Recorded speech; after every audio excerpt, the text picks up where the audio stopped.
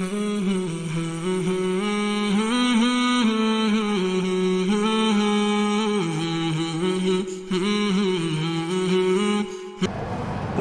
ونصلی علی رسولہ الکریم اما بعد فاعوذ باللہ من الشیطان الرجیم بسم اللہ الرحمن الرحیم۔ محترم ناظرین السلام علیکم ورحمۃ اللہ وبرکاتہ۔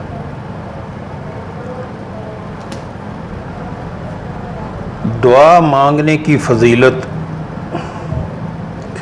دعا مانگنا بھی ایک بہترین عبادت ہے محترم ناظرین۔ دعا مانگنا، اللہ سے مانگنا اللہ کو بہت پسند ہے اور اللہ بہت خوش ہوتا ہے دے کے۔ اللہ ناراض ہوتا ہے اگر اس سے نہ مانگا جائے۔ دعا مانگنے پہ اللہ بہت خوش ہوتا ہے اور دعا نہ مانگنے پہ اللہ ناراض ہوتا ہے۔ بھی کسی قسم کی کوئی ضرورت ہو تو دنیاوی لوگوں کے پاس جائیں، ان سے مانگیں تو وہ ناراض ہوتے ہیں کہ ہمارے پاس مانگنے آ گیا، اور اللہ سے مانگیں تو اللہ خوش ہوتا ہے کہ میرے بندے کو پتہ ہے کہ میرے سوا دینے والا کچھ نہیں، اس لیے مجھی سے مانگ رہا ہے۔ اس لیے جب بھی دعا کریں اللہ سے مانگیں۔ کوئی بھی حاجت ہو، کوئی بھی آپ کو چیز کی ضرورت ہو، اپنے کریم رب سے مانگیں، وہی دینے والا ہے۔ حدیث شریف میں آیا ہے کہ رسول اللہ صلی اللہ علیہ وآلہ وسلم نے ارشاد فرمایا، دعا مانگنا بینہ عبادت کرنا ہے۔ پھر آپ صلی اللہ علیہ وآلہ وسلم نے بطور دلیل قرآن پاک کی یہ آیت تلاوت فرمائی، وقال ربکم ادعونی استجب لکم ان الذین یستکبرون عن عبادتی سیدخلون جہنم داخرین، جس کا ترجمہ ہے، اور تمہارے رب نے فرمایا مجھ سے دعا مانگا کرو، میں تمہاری دعا قبول کروں گا۔ بے شک جو لوگ از راہ تکبر میری عبادت سے سرتابی کرتے ہیں وہ ضرور جہنم میں داخل ہوں گے ذلیل و خوار ہو کے۔ ایک اور حدیث میں آیا ہے، رسول اللہ صلی اللہ علیہ وآلہ وسلم نے ارشاد فرمایا، تم میں سے جس شخص کے لیے دعا کا دروازہ کھول دیا گیا، یعنی دعا مانگنے کی توفیق دے دی گئی، اس کے لیے رحمت کے دروازے کھول دیے گئے۔ اللہ تعالیٰ سے جو دعائیں مانگی جاتی ہیں ان میں سے اللہ کو سب سے پسند یہ ہے کہ اس سے دنیا اور آخرت میں عافیت کی دعا مانگی جائے، یعنی اس کے لیے بہترین دعا یہ ہے، ربنا آتنا فی الدنیا حسنۃ وفی الآخرۃ حسنۃ وقنا عذاب النار، کہ اللہ سے جب بھی مانگو تو دنیا و آخرت مانگو، دونوں مانگو۔ اسی حدیث کے بعد ترک میں فتحت لہ ابواب الجنہ، اس کے لیے جنت کے دروازے کھول دیے گئے، اور بعض ترک میں فتحت لہ ابواب الاجابہ، اس کے لیے قبولیت کے دروازے کھول دیے گئے۔ تینوں الفاظ کا مطلب ایک ہی ہے محترم ناظرین۔ جب بندے کو اللہ دعا کی توفیق دے دے، دعا مانگنے کی توفیق دے دے تو اللہ سے زیادہ مانگیں۔ میں نے پہلے بھی کہیں اس چیز کا ذکر کیا تھا کہ جو بندے کو دعا مانگنے کی توفیق ہو جائے، یعنی وہ اللہ سے دعا مانگنے لگے، تو وہ زیادہ سے زیادہ اللہ سے دعا مانگے، کہ یہی جو ہے وہ قبولیت کی گھڑی ہے۔ جب اللہ نے دعا قبول کرنی ہوتی ہے تو بندے کو دعا مانگنے کی توفیق دے دیتا ہے۔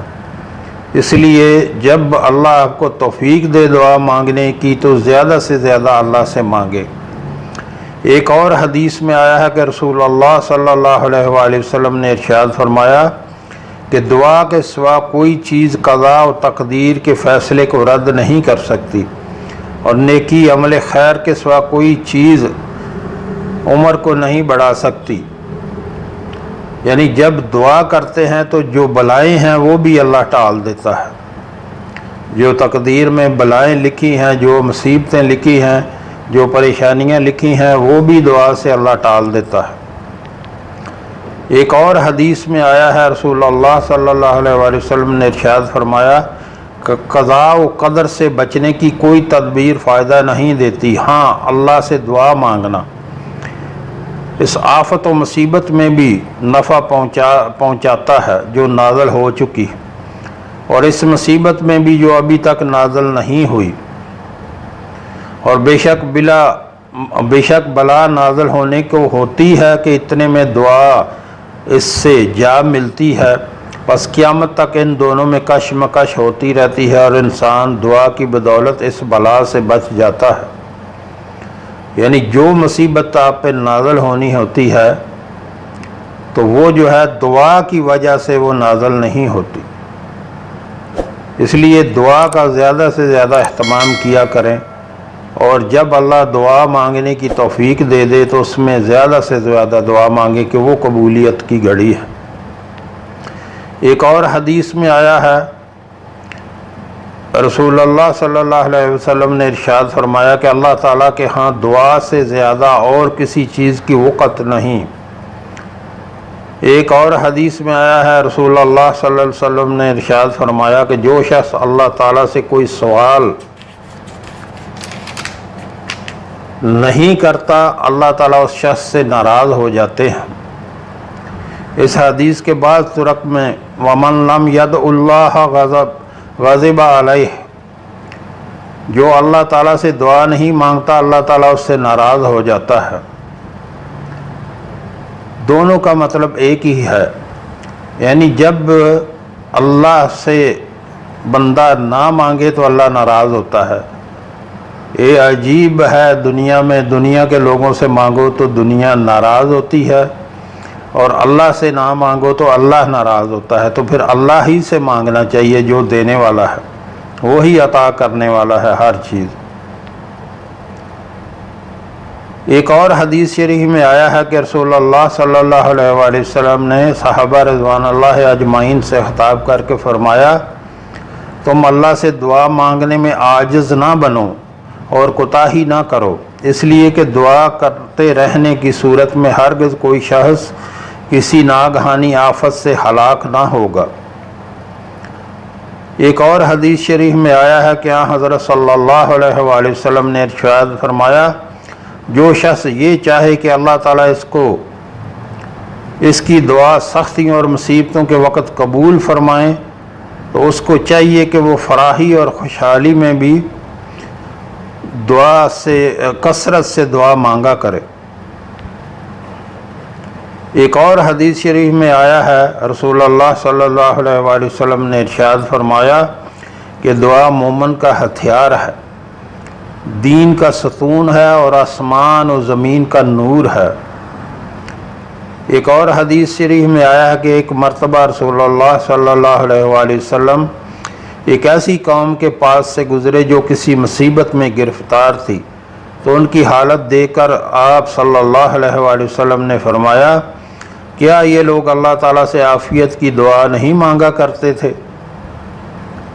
اسی طرح ایک اور حدیث شریف میں آیا ہے کہ رسول اللہ صلی اللہ علیہ وآلہ وسلم نے ارشاد فرمایا کہ جو بھی مسلمان کسی چیز کے مانگنے کے لیے اللہ تعالیٰ کی جانب اپنا منہ اٹھاتا ہے اور دعا مانگتا ہے، اللہ تعالیٰ اس کو وہ چیز ضرور دیتے ہیں، یا وہی چیز اس کو فی الفور دے دیتے ہیں، یا اس کے واسطے دنیا یا آخرت میں اس کو ذخیرہ کر دیتے ہیں۔ تو محترم ناظرین، جو بھی دعا کی جائے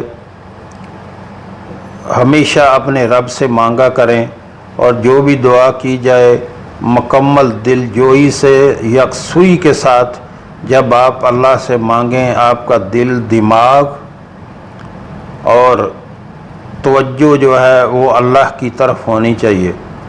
یہ نہ ہو کہ زبان سے کلمات نکل رہے ہیں، دل میں کچھ اور چیز گھوم رہی ہے اور دماغ میں کچھ اور چل رہی ہے۔ جب بھی اللہ سے مانگیں یکسوئی کے ساتھ اور متوجہ ہو کہ اللہ کی طرف کہ یہی اللہ ہی مجھے دینے والا ہے اور کوئی میری حاجت روائی نہیں کر سکتا اور کوئی میری مدد نہیں کر سکتا۔ تو جب بھی مانگیں اللہ سے مانگیں، اور جب آپ کو دعا کی توفیق ہو جائے تو سمجھیں وہ قبولیت کی گھڑی ہے، اس میں خوب اپنے کریم رب سے مانگا کریں۔ دعا مانگنا ایک بہت بڑی عبادت ہے، اللہ کو اپنے بندے کا مانگنا بہت پسند ہے، اور نہ مانگنے سے اللہ ناراض ہوتا ہے۔ تو ہمیشہ اپنے رب سے مانگا کریں، زیادہ سے زیادہ دعائیں مانگا کریں۔ میرے لیے بھی دعا کیا کریں، اپنے لیے دعا کریں، اپنے والدین کے لیے دعا کریں، سب مسلمانوں کے لیے دعا کریں۔ جو ہم نے پڑھا، جو ہم نے سنا، اللہ ہمیں اس پر عمل کی توفیق عطا فرمائے۔ وآخر دعوانا الحمدللہ رب العالمین۔